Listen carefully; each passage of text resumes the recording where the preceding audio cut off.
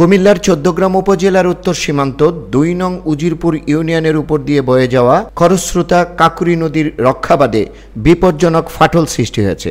যে কোনো মুহূর্তে আবারও পানি বৃদ্ধি পেলে বিভিন্ন স্থানে ভাঙনের কবলে পড়ে তলিয়ে যেতে পারে আশেপাশের অনেকগুলো গ্রাম। ক্ষতির মুখে পড়তে পারে হাজারো হাজার মানুষ, শত শত ফসলের মাঠ। কাকুরি বাঁধের পাশের বেলাবর গ্রামের বাসিন্দা বীর মুক্তিযোদ্ধা শাহনেজ মিয়া জানান, আমার বাড়ির পাশে কাকরি নদী, তার পাশে আমার ঘর, আর একটু হলে ভেঙে যাবে। আমরা কয়েক গ্রাম বসবাস অযোগ্য হয়ে যাবে। আমরা বিপদে আছি। অতি সহসায় মেরামত করার জন্য অনুরোধ করা হলো।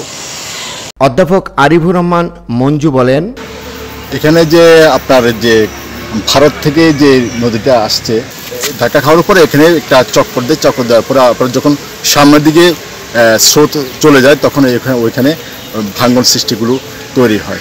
এখানে আসলে এখানে যে ব্লক সিস্টেমের যদি হইতো, নির্মাণ হইতো, তাহলে আমাদের জন্য অনেক ভালো হতো। তবে এখানে আমার মনে হচ্ছে এখানে যদি আমরা এই মুহূর্তে যদি এটার সঠিক পদক্ষেপ যদি আমরা না নেই, তাহলে আমরা এখানে বিস্তীর্ণ এলাকায় আমরা বন্যায় প্লাবিত হয়ে যাবে।